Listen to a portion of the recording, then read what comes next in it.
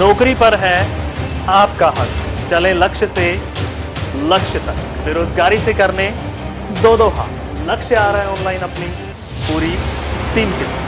भी लोग यहाँ बैठे हैं, जहां पर पूरे देश में 3 अध्यादेशों के खिलाफ किसान प्रदर्शन करे, तो वहीं पर आज देश और दुनिया में राष्ट्रपति महात्मा गांधी की 111वीं जयंती भी मनाई जा रही है। जहां पर डबवाली में आज कांग्रेस गांधी चौक पर आकर महात्मा गांधी और पूर्व प्रधानमंत्री श्री लाल बहादुर शास्त्री जी की जयंती मना रही है। लेकिन बेहद एक अलग अंदाज में ही कांग्रेस ने इस बार प्रदर्शन की राह को अपनाया, वो भी महात्मा गांधी की जयंती के अवसर पर, जहां पर किसान मजदूर बचाओ एक दिवस के तौर पर जो कांग्रेस है वो गांधी चौक पर अपना धरना प्रदर्शन कर रही है, जिसकी अगुवाई कांग्रेस के विधायक अमित सिहाग और वरिष्ठ कांग्रेस नेता डॉक्टर केवी सिंह की तरफ से किया जा रहा है। जहां पर मोदी सरकार द्वारा जो पारित किए गए 3 अध्यादेशों के खिलाफ जिस तरीके से पूरे देश के किसानों में गुस्सा है, वहीं पर कांग्रेस भी किसानों के समर्थन में विरोध प्रदर्शन कर 3 अध्यादेशों को वापस लेने की मांग है वो कर रही है। जहां पर डबवाली से विधायक अमित सिहाग और कांग्रेस के वरिष्ठ नेता डॉक्टर केवी सिंह की मौजूदगी में ये विरोध प्रदर्शन है वो जताया जा रहा है। जहां पर आज जहां पर पूरे देश में, देश और दुनिया में हमारे राष्ट्रपिता महात्मा गांधी की जयंती मनाई जा रही है, और इस बार बापू जी की हम 151वीं जो जयंती है उसको मना रहे हैं। और सत्य और अहिंसा के प्रमुख सिद्धांत बापू जी को बहुत प्रिय थे, और आज के दिन ही सत्य और अहिंसा के पुजारी महात्मा गांधी जी की जयंती वो पूरे देश और दुनिया में मनाई जा रही है। लेकिन कांग्रेस की ओर से विरोध प्रदर्शन सांकेतिक तौर पर आज किया जा रहा है, जहां पर कांग्रेस के विधायक अमित सिहाग की तरफ से इस पूरे हजूम का नेतृत्व किया जा रहा है, जहां पर तमाम जो कांग्रेस के कार्यकर्ता हैं वो सोशल डिस्टेंस और चेहरे पर मास्क लगाकर इस विरोध प्रदर्शन में जुटे हैं। और लगातार यही डबवाली का वो ऐतिहासिक गांधी चौक है, जहां पर हर बार महात्मा गांधी जी की जयंती को मनाया जाता है, मगर इस बार कांग्रेस की तरफ से इसी जयंती पर किसान मजदूर बचाओ दिवस की शुरुआत की गई है।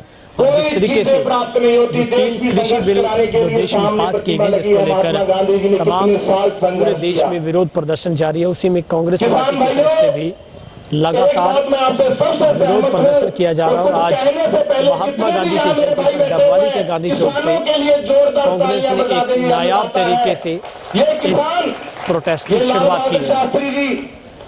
इस कानूनों के बारे में जितने भी वक्ता यहाँ पर आए, उन्होंने बड़ी बेहतरीन रूप से आप लोगों को उसकी जानकारी भी दी। और ये मैं मानता हूँ जिस तरीके से आए दिन सोशल मीडिया पे भी सुनने का काम करते हैं, अपने जो आंदोलन भी चल रहे हैं, चाहे किसान यूनियन द्वारा हो या दूसरे आंदोलन हो, सभी लोग इनके बारे में आज की तारीख में जागरूक है। चाहे वो एक युवा किसान हो, चाहे एक बुजुर्ग किसान हो, चाहे गाँव में पढ़ा लिखा ना हो, उसको भी पूरी तरीके से जानकारी है आज की तारीख में उनके साथ हो क्या रहा है। सबसे बड़ी मैं मानता हूँ सबसे खुशी की बात है, हर्ष की बात ये। और इसी के साथ उनकी एक पोल भी खोलना चाहूंगा भाजपा सरकार की। भाजपा सरकार, मोदी जी जब उनपे अब दबाव पड़ने लगा तो उनके पास और कोई हथियार नहीं बचा, तो उन्होंने वही पुराना हथियार जो निकालते हैं हमेशा, ये कहकर कि कांग्रेस पार्टी आम आदमी और किसान को गुमराह करने का काम कर रही है। यही बात कहते हैं। उनके पास 2-3 चीजें हैं। पिछले 6 साल में आप लोगों ने देखा होगा, जब भी कोई मुद्दा उनके खिलाफ बनता है, पहले मीडिया के अंदर इस तरह की खबरें चलाई जाती है जो आपका ध्यान भटकाने का काम करे। जैसे आज आपके बीच में अगर मीडिया का चैनल, कोई भी बड़ा चैनल खोलोगे तो आपके सामने 2-3 बातें आएंगी। किसान आंदोलन की बात आखिरी में शायद किसी एक आधे चैनल पे आ जाए, बाकियों पे नहीं आएगा। सबसे पहला काम ये करते हैं ध्यान भटकाने का, ताकि जनता उस तरफ सोच विचार ना करे। जब वो कामयाब नहीं होता तो दबाव की राजनीति करते हैं, और जब वो कामयाब नहीं होती तो तीसरा मैंने कहा सबसे एक पैंतरा जो उन्होंने शुरुआत किया हुआ है, कोई भी बात में कांग्रेस पार्टी को बीच में लाकर खड़ा करते हैं और दिखाने की कोशिश करते हैं कांग्रेस पार्टी ने इस देश के लिए सब कुछ बर्बाद कर दिया, मैं आपका हितैषी हूँ। और इसके अंदर ये जो आंदोलन किसान मजदूर भाई चला रहे हैं, उस आंदोलन के अंदर भी कांग्रेस पार्टी का ये कहते हैं कि गुमराह करने का काम कर रही है। तो मैं एक बात कहना चाहूंगा और ये प्रश्न भी पूछना चाहूंगा, आज की तारीख में कांग्रेस पार्टी ने 6 साल, आप दिल पर हाथ रख के देख लीजिए, चाहे कई बार धरने में 10 लोग क्यों ना, आम जन के अनेकों मुद्दों को उठाने का काम किया। विपक्ष की भूमिका भी है तो विपक्ष की जिम्मेवारी के तहत भी उठाने का काम किया है। मगर जिस तरीके से ये मुहिम आज की तारीख में चल रही है पिछले 1.5-2 महीने से, जिस तरीके से लोग दिल्ली तक कूच करते हैं, हर रोज हर जगह पे धरने लग रहे हैं, तो ये आप समझ सकते हैं ये केवल और केवल एक राजनीतिक पार्टी द्वारा प्रायोजित धरने नहीं है।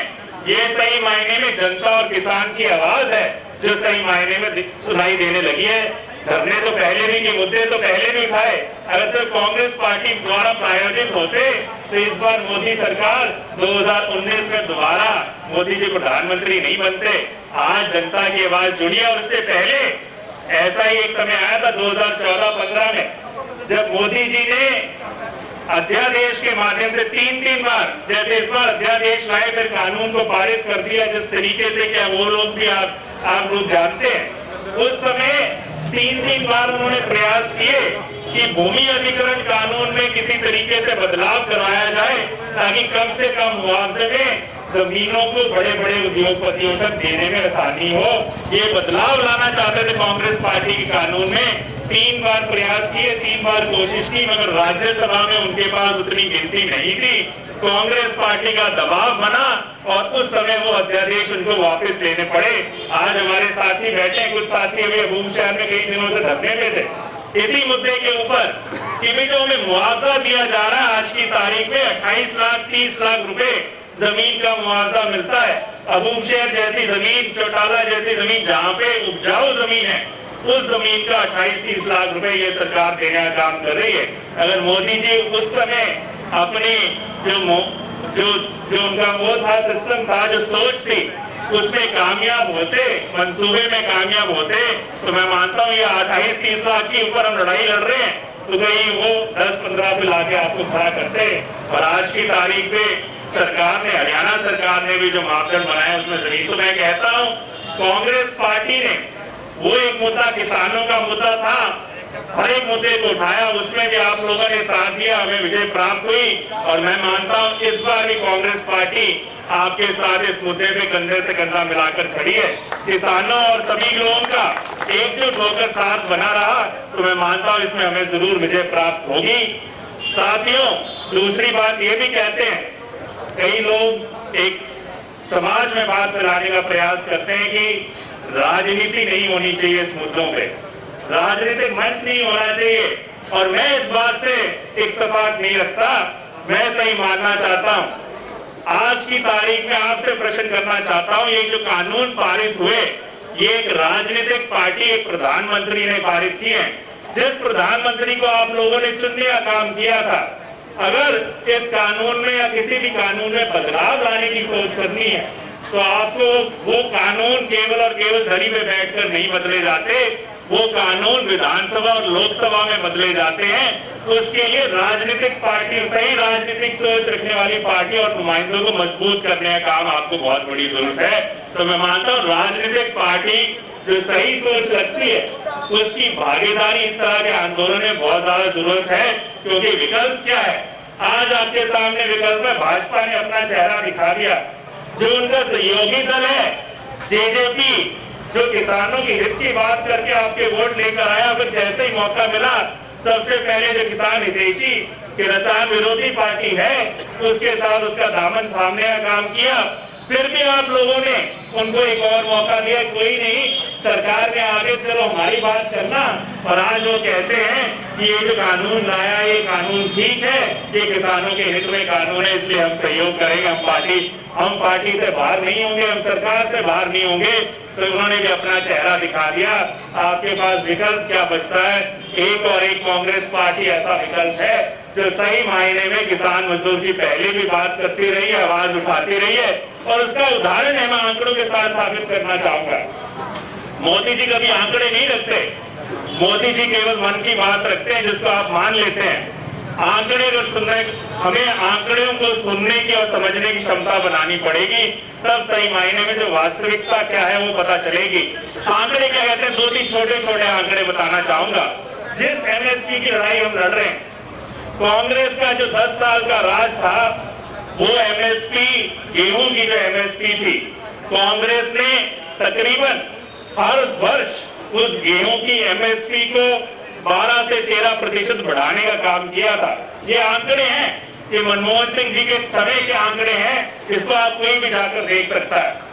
दूसरी तरफ जहां इस बार आप जानते हो 2.6%, 2.5% के आसपास एमएसपी को बढ़ाने का काम इस सरकार ने किया है। अगर औसतन पिछले 6 साल का राज देख ले तो भाजपा सरकार ने केवल 5 से 6% एमएसपी जो गेहूं है उस पर बढ़ाने का काम किया है। एक तरफ था 12 से 13%, एक तरफ है 5 से 6%। आप कुछ मान सकते हैं कौन है किसान हितैषी। आज की जो महंगाई दर है वही तकरीबन 7% से ऊपर जाता है, तो जब आप फसल का न्यूनतम समर्थन मूल्य 5 से 6% बढ़ाएंगे तो किस तरीके से किसान की आमदनी दुगनी होने का काम करेंगे, ये आप लोग समझ सकते हैं। जहां धान की बात होती है, कांग्रेस पार्टी एक कदम आगे जाकर 13 से 14% धान का जो एमएसपी है, हर एक साल का अगर एवरेज निकाले 10 साल का, 13 से 14% हर एक साल उन्होंने धान का एमएसपी बढ़ाया। इस सरकार ने 5 से 6% में, वो भी 5 से 6% में रख दिया। तो आपके सामने है जो कृषि का विकास दर था, तीसरा आंकड़ा कृषि का विकास दर था, कांग्रेस के राज में 4.3% तकरीबन कृषि का विकास दर बढ़ा था। बहुत बड़ी बात होती है ये, जो 1% में इकोनॉमी में बहुत बड़ा फर्क पड़ता है। और आज की तारीख में जो भाजपा की 6 साल की सरकार है, कृषि का जो विकास दर है केवल 3.1% बढ़ाएगी। मतलब उनकी प्राथमिकता कृषि को बढ़ावा, किसानी को बढ़ावा देने में उनकी प्राथमिकता नहीं रही है। ये आपके सामने है। तो आंकड़े कभी झूठ नहीं बोलते और ये आंकड़े बताते हैं सही मायने में कि सरकार की मंशा क्या है।